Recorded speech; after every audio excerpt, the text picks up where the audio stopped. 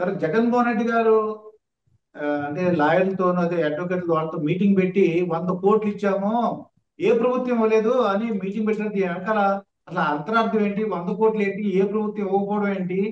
ఇక్కడ ఒకటండి. ఆయన వైఎస్ఆర్సిపి లీగల్ సెల్ సమావేశం అర్జెంటుగా ఏర్పాటు చేసి పాపం దాంట్లో జరుగుతున్న పరిస్థితుల మీద తప్పుడు సాక్ష్యాలు అక్రమ కేసులు పెడుతున్నారు అని చెప్పేసి వాపోయాడు పాపం. ఉమ్, ఇక్కడ ఒకటి వాస్తవం. అక్రమ మద్యంలో అక్రమ సంపాదన విషయమై తప్పుడు సాక్ష్యాలు ఏం లేవు.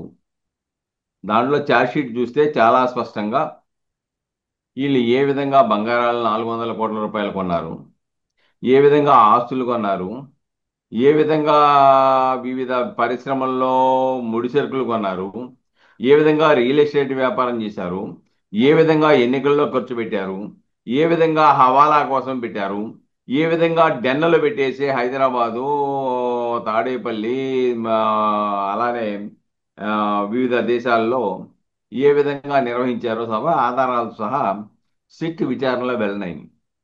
అయినా కానీ గత ప్రభుత్వం లాగా వెంటనే అరెస్ట్ చేసి లోపల పడేయట్లా. ఉమ్, ఎవరైతే నిందితుడిగా ఉన్నాడో నిందితుడిని కింద కోర్టు నుంచి సుప్రీంకోర్టు వరకు మీకున్న హక్కులు ఉపయోగించుకోండి, మేమేమైనా తప్పు పెడితే చూడండి, మీరు ఉపయోగించుకొని చివరికి మేము రంగంలోకి వస్తామని చెప్పారు. ఉమ్, సుప్రీంకోర్టు వరకు వెళ్ళారు అందరూను. ఈ మద్యం కేసులో ఉమ్, అత్యధిక మంది. సుప్రీంకోర్టు కూడా ఇది ఆర్థిక నేరాలు, కోట్లాది రూపాయల యొక్క అవినీతి దీంట్లో ఉంది కాబట్టి మీరు కింద కోర్టులో సరెండర్ అవ్వండి అని చెప్పేసి అని అరెస్ట్ చే అప్పుడు సరెండర్ అయ్యారు. సిట్టు ముందు అరెస్ట్ చేశారు. ఉమ్, దీంట్లో తప్పుడు సాక్ష్యాలు ఏంటి? న్యాయస్థానం, ఉన్నత న్యాయస్థానం సుప్రీంకోర్టు యొక్క ఆదేశాలు తిరస్కరించిన తర్వాతే ముద్దాయిలు సరెండర్ అయిన తర్వాత అరెస్ట్ చేసింది సిట్టు. ఇంకోటి, పాలనంతా అబద్ధాలు, మోసాలు, అన్ని వ్యవస్థలు నిర్వీర్యం అని చెప్తున్నాడు. ఉమ్, అన్ని వ్యవస్థలను గత ప్రభుత్వంలో నిర్వీర్యం అయిపోయిన మాట వాస్తవం. ఇప్పుడు గాలిలో పెడతానికి ప్రయత్నం చేస్తున్న మాట వాస్తవం. కాబట్టి అబద్ధాలు ఏంటో చెప్పాలిగా. ఆ అబద్ధాలు అవును. ఏంటి, అక్రమ కేసులు ఏంటి? ఇప్పుడు ఓ ధనంజయ రెడ్డో, కృష్ణమోహన్ రెడ్డో, లేదంటే బాలాజీ గోవిందప్పో, లేకుంటే మిథున్ రెడ్డో, లేకపోతే ఆ, కేసిరెడ్డి చెవిరెడ్డి. రాజశేఖర్ రెడ్డో, అలాగే వీళ్ళందరూ కూడా మరి అన్యాయం జరిగింది, అక్రమాలు జరిగిందని చెప్తే ఎందుకు న్యాయస్థానం వాళ్ళకి బెయిల్ ఇవ్వట్లా? ఉమ్, ప్రాథమిక సాక్ష్యాధారాలు ఉన్నాయి కాబట్టి ఇవ్వట్లేదు కదా. అలానే న్యాయం ధర్మం గురించి మాట్లాడుతున్నాడు. అంటే ఎలా ఉందంటే, న్యాయం ధర్మం దీని గురించి మాట్లాడే దెయ్యాలు వేదాలు వెళ్ళొచ్చినట్టుగా ఉంటాయి. గత ఉమ్, 5 సంవత్సరాల కాలంలో స్టేట్ స్పాన్సర్ టెర్రరిజం పేరుతో ఏ విధంగా భావ వ్యక్తీకరణ స్వేచ్ఛను హరించి వేశావు, సమావేశాలు, కోళ్ల మధ్య సమావేశాలు పెట్టకూడదని జీవో నెంబర్ 1 అని ఏ విధంగా తీసుకొచ్చావు, దానికోసం మాలాంటి వాళ్ళని దెబ్బలాడినా కానీ మా వాళ్ళని గృహ నిర్బంధాలు ఎలా చేశావు, టీచర్లు ఉమ్, ఆందోళన చేస్తామంటే, ప్రజా సంఘాలు ఆందోళన చేస్తామంటే అనుమతులు లేకుండా హౌస్ అరెస్టులు ఎలా చేశావు? అవి మర్చిపోతే ఎలాగా? ఉమ్, కాబట్టి ఇంకోటి, చంద్రబాబు యొక్క పాలన కలియుగానికి అంతమంట. అంటే ఉమ్, కలియుగానికి అంతం అంటే కలియుగం ఇంకా అంతమైపోయే వ్యవస్థ అది, చివరి దశ అనమాట. ఉమ్, కాబట్టి చంద్రబాబు పాలన కలియుగానికి నిదర్శనం అంటే చంద్రబాబు పాలన అంతమవుతుందని భ్రమపడుతూ ఉన్నాడు. ఉమ్, ఎందుకంటే ప్రజలు అత్యధిక మెజార్టీ ఇచ్చారు. ఈ రోజున ఏదో అమరావతి, పోలవరమో, లేదంటే విశాఖపట్నమో రైల్వే జోనో, లేదంటే రోడ్లకు సంబంధించిన నిధులు తెచ్చుకోవడానికి ఏదో తపన పడుతున్నారు, ఏదో రాష్ట్రాన్ని ఒక గాడిలో పెడతానికి. అలాగనే విదేశాలకు వెళ్ళి పరిశ్రమలు తీసుకొచ్చి పరిశ్రమల ద్వారా యువతకు ఉద్యోగ బుద్ధి కల్పిద్దామని తపన పడుతూ ఉన్నారు. కాబట్టి ఇది చంద్రబాబు పాలన అంతం, కలియుగానికి నిదర్శనం అంటే ఆ పదానికి అసలు అర్థం కూడా తెలియదేమో అనిపిస్తా ఉంది. అలాగే తమ ఉమ్, గిట్టిన వారు నచ్చని వారిపై దౌర్జన్యాలు. చూయించు, ఒకటి చూయించు. గిట్టిన వారి మీద ఎవరి మీద కేసులు పెట్టారు, నచ్చని వారి మీద ఎవరి మీద దౌర్జన్యాలు చేశారు? గతంలో మీ ఉమ్, జగన్మోహన్ రెడ్డి ప్రభుత్వం లాగా టీడీపీ కార్యాలయాల మీద లేకుంటే ఆ, ఎంపీ ఆనాడు వైఎస్ఆర్సీపీ ఎంపీగా ఉన్నటువంటి రఘురామకృష్ణరాజు గారిని తీసుకెళ్లిపోయి లోపల పెట్టి పట్టాభి గారు, పట్టాభి గారు, పట్టాభి గారు. ఆ, అలా ఒకళ్ళేంటి, ఇవి అనేక మంది మీద దౌర్జన్యాలు చేశారు. కానీ ఈ రోజున ఈ దౌర్జన్యాలు ఆధారాలు చెప్పాలి కదా. నువ్వు న్యాయవాదుల సమావేశంలో మాట్లాడుతున్నప్పుడు ఆధారాలు లేకుండా అర్ధరహితమైనటువంటి అంశాలు కనుక చెప్తే వాళ్ళు కూడా మిగలని పరిస్థితి. ఎవరైనా స్వరం గట్టిగా వినిపిస్తాయంటే తట్టుకోలేరట. ఏమని స్వరం గట్టిగా వినిపిస్తా ఉన్నారు? మహిళల వ్యక్తిత్వ హననానికి పాల్పడటమా?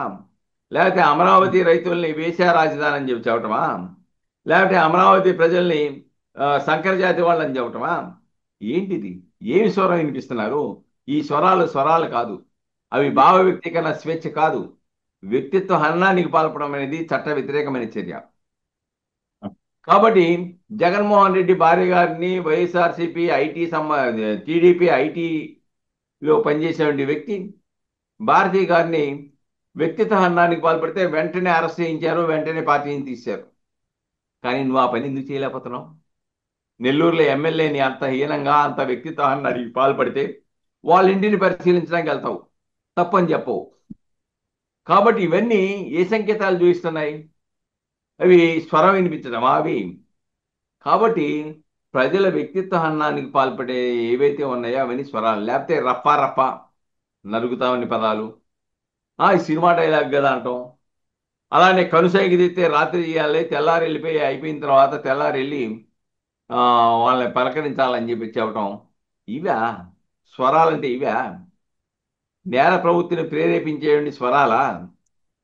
కాబట్టి ఇక్కడ అక్కడ చెప్పేవన్నీ కూడా ఎలాంటి వాటిని ప్రోత్సహించడానికి తప్పుడు కేసులతో చిత్రహింసలు పెట్టడం, జైల్లో వేయటం అంట.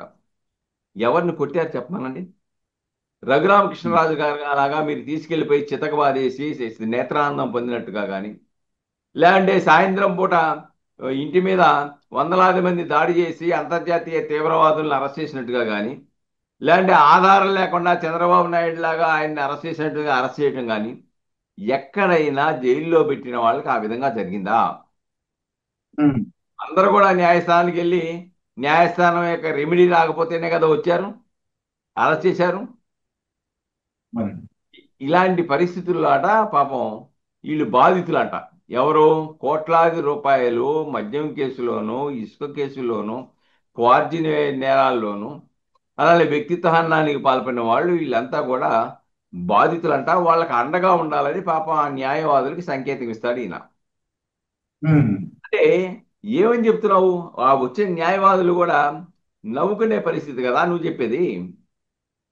కష్టకాలంలో మీ సేవలు అవసరం. ఏంటి కష్టకాలం? ఈ రోజున ఉమ్. అంతిమ లబ్ధిదారుడు జగన్మోహన్ రెడ్డి అనే పరిస్థితి వచ్చేసింది. లేదంటే డెన్నల్కి డాను ఉమ్. జగన్మోహన్ రెడ్డి గారు అనే పరిస్థితిలో సిట్టు ముందుకెళ్ళిపోతా ఉంది. ఉమ్. కాబట్టి ఎవరైతే ఆధారాలు చూపిస్తా ఉన్నారు ఈరోజు ఏం చెప్తున్నారు? 11 కోట్ల రూపాయలు వరుణ్ ఆయన దొరికిన తర్వాత, శంషాబాద్ హైకోర్టులో దొరికిన తర్వాత, ఎయిర్పోర్ట్లో దొరికిన తర్వాత ఆయన చెప్పిన ఆధారాల ప్రకారం వెళ్తే 11 కోట్ల రూపాయలు బాక్సుల్లో పెట్టి 12 బాక్సుల్లో దొరికినాయి. అది ఉమ్. ఎవరు చెప్పారు? వరుణ్ ఎవరి వ్యక్తి? చాలా స్పష్టంగా అర్థమవుతుంది కదా. అలానే పాపం ఇంకో ఆయన ఉన్నాడు, నాయుడు గారు, వెంకటేష్ నాయుడు గారు అనుకుంటా. వెంకటేష్ నాయుడు. వెంకటేష్ నాయుడు ఆయన చాలా స్పష్టంగా పాపం కొట్ల కట్టల లెక్కెట్టు 4 కోట్లు 5 కోట్లు ఇలాగా అలాగా అని మాట్లాడటం కూడా, మాటలు కూడా వినపడ్డాయి. ఆయన ఎవరి మనిషి? ఆయన ఎక్కడికి వెళ్తుంటే దొరికాడు అసలు? భాస్కర్ రెడ్డి అను ఈయన బెంగళూరు నుంచి శ్రీలంక పారిపోతుంటే పట్టుకున్నారు. ఎవరికి సంబంధించిన వ్యక్తి? దాన్ని తీసుకొచ్చి తెలుగుదేశానికి రంక వదిలిపేస్తారు. వీళ్ళంతా తెలుగుదేశం వాళ్ళే ఈ దీంట్లో ఉన్నాయి. తెలుగుదేశం వాళ్ళు అయితే ఎందుకు అరెస్ట్ చేస్తారు? ఆయన ఉమ్. ఎందుకు 38వ ముద్దగా పెడతారు? వాళ్ళ మనుషులు అయితే నిజంగా కూటమికి సంబంధించిందో లేకపోతే తెలుగుదేశం పార్టీకి సంబంధించిన ముద్దాయిలు కనుక ఉంటే వాళ్ళని రక్షించుకుంటారు కదా. ఉమ్. కానీ వాళ్ళు ఎందుకు ముద్దాయికి పెట్టి జైల్లో ఎందుకు పెడతారు? ఉమ్. Simple logic. అవును. కాబట్టి వాళ్ళకు ఉన్నటువంటి వాళ్ళు చేసినటువంటి తప్పిదాలను ప్రత్యర్థుల మీద వేయడానికి ఒక ప్లాన్ ను రూపకల్పన చేసుకున్నట్టుగా కనబడతా ఉంది. గతంలో కూడా అంతే కదా. వివేకానంద రెడ్డి గారి మర్డర్ కేసులో ముందు హార్ట్ అటాక్ అన్నారు, సాయంత్రానికి గొడ్డల పోటు అన్నారు, మరుసటి రోజు ఉమ్, సాక్షి పేపర్లో ఇంకేముంది నారాసుర రక్త చరిత్ర అని చెప్పేసి అని చంద్రబాబు నాయుడు గారి చేతిలో కత్తి పెట్టేసి రక్తం పెట్టేసి వీళ్ళే ఉమ్, చంపారన్నారు. చెప్పేసి నెక్స్ట్ వెంటనే దీని మీద ఎవరు మాట్లాడకూడదని కోర్టు వెళ్ళి గ్యాగ్ ఆర్డర్ తెచ్చుకున్నారు. తర్వాత సిబిఐ ఏం చెప్పింది, ఇది నర నారాసుర రక్త చరిత్ర కాదురా బాబు, ఇది జగనాసుర రక్త చరిత్రే అని చెప్పింది. ఉమ్, రాజకీయ ఆధిపత్యం కోసం బాబాయిని చంపేశారు అని చెప్పింది. దాంట్లో అవినాష్ రెడ్డి లాంటి వాళ్ళని, భాస్కర్ రెడ్డి లాంటి వాళ్ళని, మీ పార్టీ రాష్ట్ర కార్యదర్శిగా ఉన్న శివశంకర్ రెడ్డి లాంటి వాళ్ళని ముద్దాయిలుగా చూపించింది. వాళ్ళని రక్షించడానికి నువ్వు ప్రయత్నం చేశావు. ముందు ఎవరి మీద వేసావు? గుట్టగాల్చి మొహానేసావు. ఉమ్, చంద్రబాబు నాయుడు గారే చేశారని. కాబట్టి తాము చేసిన నేరాలని ప్రత్యర్థుల మీద వేయటంలో చాకచక్యంగా ఆరితేలినటువంటి వ్యక్తిగా జగన్మోహన్ రెడ్డి ప్రజల్లో గుర్తింపు పొందారనేది ఇక్కడ వాస్తవంగా కనబడుతోంది. అలానే ఇంకోటి ఏంటంటే పాపం ఇంకో పదం కూడా వాడుతున్నాడు. ఆ, దెబ్బ తగిలిన వ్యక్తికి ఎంత బాధ ఉంటుందో అంట, దెబ్బ తగిలించిన వ్యక్తికి కూడా తెలియాలట. అంటే మేము అధికారంలోకి వస్తాము, అవన్నీ మీరు ఏదో యాప్ ఏదో పెట్టుకోమన్నాడుగా, యాప్లో ఫీడ్ అవునండి. చేయండి, దాంట్లో మీరంతా పాత్ర చేయండి, ఎవరెవరు ఏ తప్పులు ఉమ్, చేశారో అదంతా కూడా రికార్డ్ అవుద్ది, మనం అధికారంలోకి వచ్చిన తర్వాత వాళ్ళంతా తేలేస్తాము అని చెప్పేసి అని పాపం వాళ్ళని మభ్య పెట్టడానికి ప్రయత్నం చేస్తా ఉన్నాడు. ఇంతకుముందు కూడా వైనాట్ 175 అన్నాం కదా, 11కి అవును. పరిమితం అయ్యాం కదా, ఉమ్, రేపు కూడా ఇంకా 4 సంవత్సరాలు ఉంటే ఇంకేముంది మనం వచ్చేస్తాము అని చెప్పేసి అని పాపం కార్యకర్తల్ని, ఆ లీగల్ సెల్ సభ్యుల్ని కాపాడుకోవడానికి పాపం తపన పడుతున్నారు. ఏ పార్టీ నాయకుడికైనా ఉండే తపనే, దాన్ని మనం తప్పు పట్టవలసిన అవసరం లేదు. అవును. కానీ ఇక్కడ వాస్తవం ఏంటంటే, వాస్తవాలు న్యాయవాదుల దగ్గర 100 కోట్లు అంటున్నాడు. 100 కోట్లు ఉమ్, న్యాయవాది ఇచ్చారని చెప్తున్నాడు. ఎక్కడిచ్చాడు 100 కోట్లు? ఉమ్, 100 కోట్లు ప్రకటించాడు, 25 కోట్లు ఇచ్చాడు, ఉమ్, 75 కోట్లు ఇచ్చినట్టుగా చెప్పాడు. ఇంత మటుకి అకౌంట్లో డబ్బులు రాలా. ఉమ్, ఇదేమంటారు దీన్ని? న్యాయవాదులను కూడా మోసం చేయడంలో వెనుకంజ వేయడం అనే నిర్ధారణ అయిపోయింది కదా అక్కడ. అవును.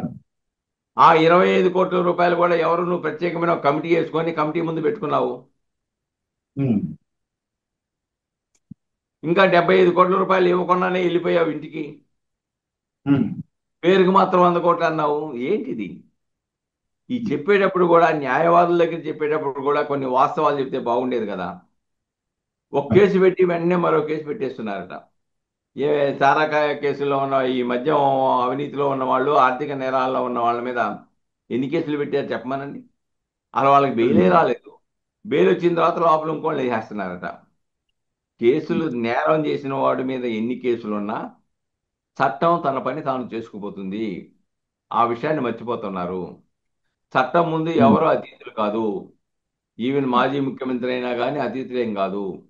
రాజ్యాంగం ప్రకారం చట్టం ముందు అందరూ సమానులే. కొద్దిగా జాప్యం జరగవచ్చేమో తప్ప తప్పు చేసిన వాడు చట్టం నుంచి తప్పించుకోవడం అనేది శాశ్వతంగా సాధ్యం కాదు. ఉమ్, తాత్కాలికంగా కొంతకాలం ఉపశమనం కలగొచ్చేమో తప్ప ఈ రోజున ఉమ్, ఇంకా ఒక నిజంగా కనుక దీంట్లో వాళ్ళు అమాయకులు అయితే ఒక మధ్య మనం, అయ్యా మా వాళ్ళందరూ కూడా చాలా అమాయకులు, నోట్లో అరటిపండు పెట్టినా కానీ కొరకలేరు, కాబట్టి కావాలనుకుంటే మా వాళ్ళందరిని కూడా ఎనాలిసిస్ కానీ లైట్ డిటెక్టర్ టెస్ట్ కానీ చేయండి, మా వాళ్ళు సిద్ధం అని చెప్తాను. ఉమ్, ఇంకెన్ని పుట్లు బయటకు వస్తాయో, ఇంకెన్ని అక్రమాలు వస్తాయో. విజయసాయి రెడ్డి ఉమ్, ఎవరు? మొన్నటి వరకు మీ పార్టీ ఎంపీయే కదా, క్రియాశీలకంగా పనిచేసిన వ్యక్తే కదా. ఆయనే కదా స్పష్టంగా చెప్పారు, కేసిరెడ్డి రాజశేఖర రెడ్డి దీంట్లో కోట్లాది రూపాయల కుంభకోణం జరిగింది, మద్యం దాంట్లో ఆయన బయట వెలుగు తీసిన తర్వాతే కదా ఇవన్నీ ముందుకు నడిచింది. ఉమ్, కాబట్టి మీరు చెప్పిన అంశాలను ఇన్వెస్టిగేషన్ చేస్తే అనేక అంశాలు వెలుగు చూస్తా ఉన్నాయి. ఆ ఉమ్, ఆ కోట్లాది రూపాయల డెన్లు ఎవరికో చెప్పమను. అవును. నాకు సంబంధం లేదు, ఆ డబ్బుతో నాకు సంబంధం లేదని చెప్పమను. అదేం చెప్పడు. ఆ డెన్లు ఎవరు తీసుకున్నారో చెప్పమను. ఉమ్, తాడేపల్లి పక్కన ఉన్న డెన్ ఎవరిదో చెప్పమను. దాంట్లో ఉమ్, ఉన్న మనుషులు ఎవరో చెప్పమను. వీడియోలు కూడా రిట్రైవ్ చేసి పట్టుకున్నారు కదా, దాంట్లో లెక్కలు పెడుతున్న మనుషులు, దాంట్లో తిరుగుతున్న మనుషులు అన్నీ పట్టుకున్నారు కదా. దుబాయ్లో ఉన్నటువంటి డెన్ ఎవరితో చెప్పమను, ఎవరు తీసుకున్నారు చెప్పమను. ఎందుకు ఆ జోలికి, వాస్తవాల జోలికి వెళ్ళరు. పైని చెప్పేసి ఇది అక్రమ కేసు, తప్పుడు కేసు, అలానే పగ ఉమ్, సాధించుకుంటున్నారు, రాజకీయ ప్రతీకారం, కళ్ళ దొంగ స్టేట్మెంట్లు తీసుకొని దొంగ సాక్ష్యాలు పెట్టి తప్పుడు కేసులు పెడతారంట. మరి న్యాయస్థానానికి ఎందుకెళ్ళా ఆ ప్రాతిపదిక నువ్వు? ఉమ్, న్యాయస్థానంలో ఆ విధంగా ఛాలెంజ్ చేసావా? చేయాలిగా మరి. చిన్న చిన్నాటికి కూడా సుప్రీంకోర్టుకు వెళ్ళేవండి ఆ స్తోమత ఉన్నాడండి మీరు. చేయాలిగా. ఇదిగో ఇది తప్పు, దీంట్లో ఆధారాలు లేవని చెప్పేసి అని మొన్నటి వరకు ఏమన్నారు? మద్యం కేసులో డబ్బే స్వాధీనం, పైసా కూడా స్వాధీనం చేసుకోలేదు, లే ఇంకా మద్యం కేసు ఏంటి అన్నారు. చివరికి డబ్బులు స్వాధీనం చేసుకుని అన్ని వెలుగు చూసిన తర్వాత ఆ డబ్బులు మాయ కాదు చంద్రబాబు నాయుడు గారు అంటున్నారు. అంటే ఉమ్, వాళ్ళ యొక్క నాలుగుకి ఎముక లేదు కాబట్టి ఎలా పడితే అలా తిప్పేస్తున్నారు అనేది అర్థమవుతుంది. వాళ్ళు ఎన్ని నాలుకలు తిప్పినా ఎన్ని అబద్ధాలు చెప్పినా ఈ రాష్ట్ర ప్రజలు వాళ్ళు చేసిన అక్రమాలు, అవినీతిని స్పష్టంగా కళ్ళతో చూశారు. ఇప్పుడు వెలుగు చూస్తా ఉంది. సిట్టు చాలా ఉమ్, స్పష్టంగా మిథున్ రెడ్డి యొక్క పాత్రని రిమాండ్ రిపోర్ట్లో చాలా స్పష్టంగా పొందుపరిచింది. ఆయనే పాలసీ మార్పు చేసిన వ్యక్తి. అసలు ఆ మద్యం శాఖతో సంబంధం లేకుండా కార్యాలయాల్లో కూర్చోకుండా ప్రభుత్వ కార్యాలయాల్లో సంబంధం లేని వ్యక్తులు పాలసీలు మార్చి ప్రైవేటు ప్రాంతాల్లో కూర్చొని చేస్తున్నారు కదా. దానికి ఏం సమాధానం చెప్తావు జగన్మోహన్ రెడ్డి గారు? ఉమ్, అది వాస్తవం. విజయసాయి రెడ్డి చెప్పాడు. అలానే టవర్ లొకేషన్ తీసుకున్నారు, కాల్ డేటా ఉమ్. తీసుకున్నారు, టెక్నికల్ ఎవిడెన్స్ తీసుకున్నారు, అలానే కొన్ని మాఫీ చేసిన సాక్ష్యాలను రిట్రైవ్ చేశారు. ఇన్ని సాక్ష్యాలు వస్తే దాని గురించి ఎందుకు మాట్లాడు? ప్రైవేట్ ప్రాంతాల్లో ఎందుకు చేశారు? ధనంజయ రెడ్డి, కృష్ణమోహన్ రెడ్డి ఎవరు మనుషులు? అవునండి. సీఎంఓ ఆఫీసులో క్రియాశీలకంగా వ్యవహరించి మంత్రులకు కూడా అనుమతులు ఇవ్వాలంటే మిమ్మల్ని కలవడానికి వాళ్ళ అనుమతి తీసుకోవాలి ముందు. ఉమ్, అలానే బాలాజీ గోవిందప్ప మీ ఆర్థిక వ్యవహారాలు చూసే ఒక చార్టర్డ్ అకౌంటెంట్, అలానే పర్మనెంట్ డైరెక్టర్ మీ సంస్థల్లో. వీళ్ళందరూ ఎందుకు వచ్చారు? మిథున్ రెడ్డి మీకు కావాల్సిన దగ్గర వ్యక్తి ఎందుకు ముద్దాయిగా వచ్చాడు? అవునండి. కాబట్టి ఇక్కడ చాలా వాస్తవం అండి. అవినీతి మద్యం అక్రమంలో భారతదేశ చరిత్రలో లేనంత అది పెద్ద కుంభకోణంలో ఇరుక్కున్నారు. దాని నుంచి బయటికి రావడం సాధ్యం కాదు. కాబట్టి అంతిమ లబ్ధిదారుడు ఎవరైతే ఉన్నారో ఆయన దగ్గరికి తాడేపల్లి చుట్టూ చూపిస్తుంది అన్ని దారులు. కాబట్టి డెఫినెట్ గా ఆయన కూడా అరెస్ట్ అవుతారనేటువంటి ఒక ఫ్రస్ట్రేషన్ నుంచి అందరూ చూడండి నా అన్యాయం జరుగుతుందని గగ్గోలు పెడుతున్నారు. గగ్గోలు పెడితే వినే పరిస్థితుల్లో ఈ రాష్ట్ర ప్రజలు లేరనేది వాస్తవం. కాబట్టి డెఫినెట్ గా అంతిమ లబ్ధిదారుడు వెళ్తాడు, జైలుకి వెళ్తాడు. డెఫినెట్ గా తర్వాత వాళ్ళ ఆస్తులు కూడా జప్తు చేయడానికి అవకాశం అయితే స్పష్టంగా కనబడుతుందండి. సుబ్బారావు గారు, విషయం ఏంటంటే చాలా చిన్న ప్రశ్న అండి. ఒక ఆటో డ్రైవరు వాళ్ళు కూడా నన్ను అడిగారు మాట ఒక చిన్న ఇంటర్వ్యూలో, డిజిటల్ ట్రాన్సాక్షన్ ఎందుకు లేదు, ఓన్లీ క్యాష్ ట్రాన్సాక్షన్ ఎందుకు లేదు? అది చెప్పమని అంటున్నారండి. Yes, exactly correct. దాదాపుగా ఇదంతా 90 ఉమ్, 90,000 కోట్ల రూపాయలు మద్యం అమ్మకాలు జరిగితే దాంట్లో 7,000 లోపు కోట్ల రూపాయలు మాత్రమే, 700 కోట్ల రూపాయల లోపు మాత్రమే డిజిటల్ ట్రాన్సాక్షన్ జరిగినాయి. మిగతా కోట్లాది రూపాయలు నగదు రూపేణా ట్రాన్సాక్షన్ జరిగినాయి.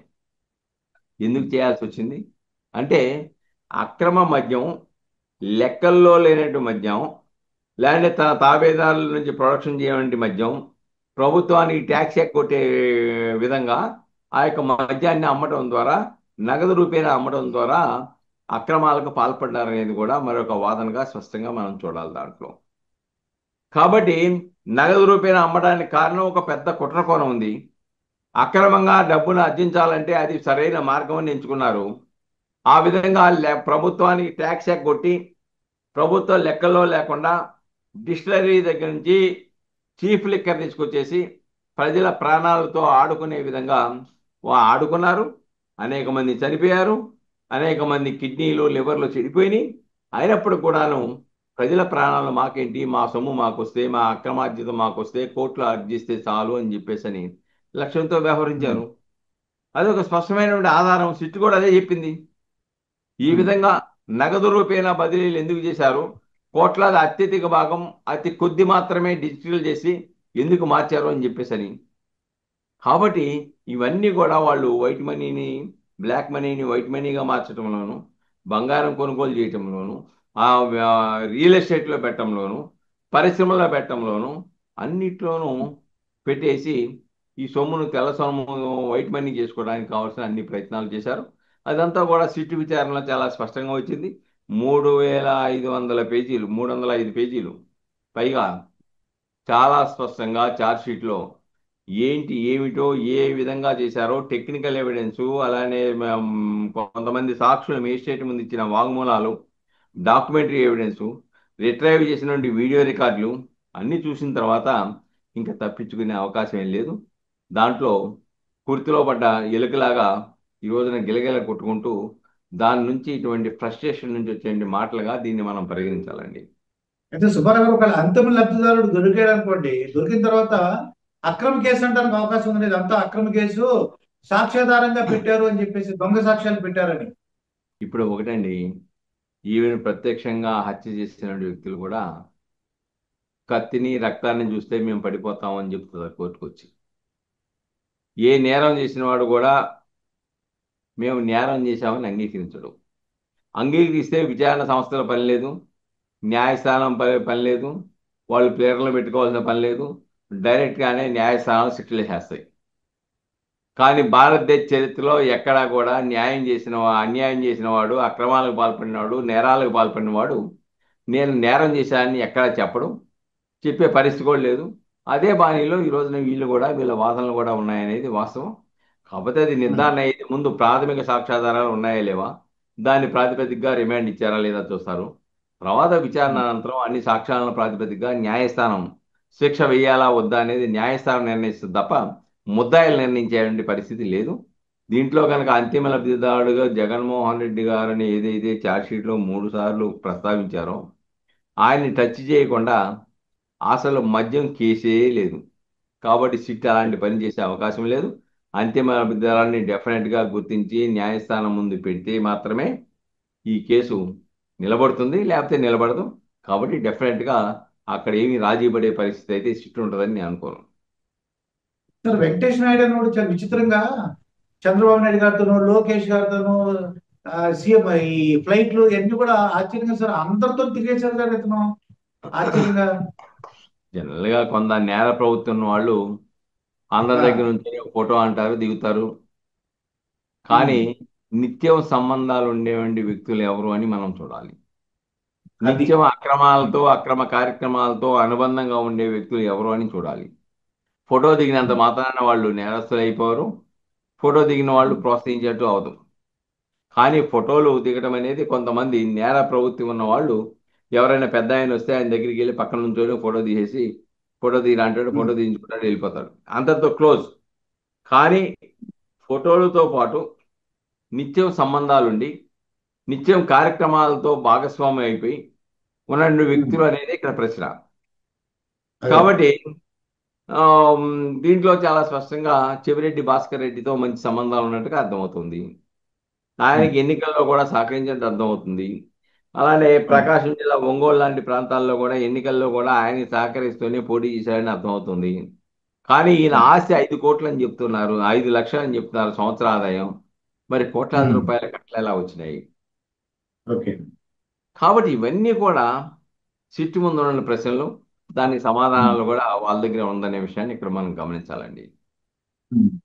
సార్ చిన్న డౌట్ అయినప్పుడు అతను ఒక డబ్బులు లెక్క పెడితే 5 కోట్లు 10 కోట్లు అంటున్నాడంటే అది నేను కాదు, లేకపోతే నేను లెక్క పెట్టలేదు, నేను మర్చిపోయాను, నాకు జ్ఞాపకం లేదు అని అంటానికి అవకాశం ఉందా సార్? అది నాకు జ్ఞాపకం లేదు, మర్చిపోయాను, ఏమో నాకు తెలియదు అని.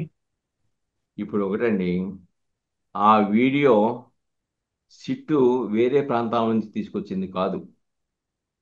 వెంకటేష్ నాయుడు యొక్క సెల్ ఫోన్లో మాఫీ చేయబడిన దాన్ని రిట్రైవల్ చేసి తిరిగి టెక్నికల్ ఎవిడెన్స్ ద్వారా వెనక్కి తీసుకొచ్చేసి ఆయన సెల్ ఫోన్లో ఉన్న వీడియోనే అది. కాబట్టి ఆయన సెల్ ఫోన్లో ఉన్న వీడియోని నేను కాదు, నాది కాదు అనడానికి అవకాశమే లేదు. 65B ఎవిడెన్స్ యాక్ట్ ప్రకారం ఆ సాక్ష్యాన్ని సర్టిఫికేట్ తీసుకొని ఆ సాక్ష్యాన్ని కోర్టులో పడేస్తారు, ఆ సాక్ష్యాన్ని న్యాయస్థానం నమ్ముద్ది. కాబట్టి అది నాది కాదు అనడానికి అవకాశం లేదు. అది వేరే వాళ్ళ దగ్గర స్వాధీనం చేసుకుంటే నాది కాదు అంటాడు. వెంకటేష్ నాయుడు యొక్క సెల్ ఫోన్లోదే రిట్రైవ్ చేసేసి దాంట్లో చేస్తే నాది కాదనే పరిస్థితి ఎక్కడ ఉంటుంది? కాబట్టి అక్కడి నుంచి ఉమ్, తప్పించుకునే అవకాశాలు ఏం లేవు. ఈ టెక్నికల్ ఎవిడెన్స్ అంతా కూడా ముద్దాయిల యొక్క మెడకు చుట్టుకుంటుంది, ఉమ్. బెన్ల యొక్క ప్రధాన లబ్ధిదారుల యొక్క దగ్గరికి వెళ్తుంది అనేది ఇక్కడ మనం చూడాలండి.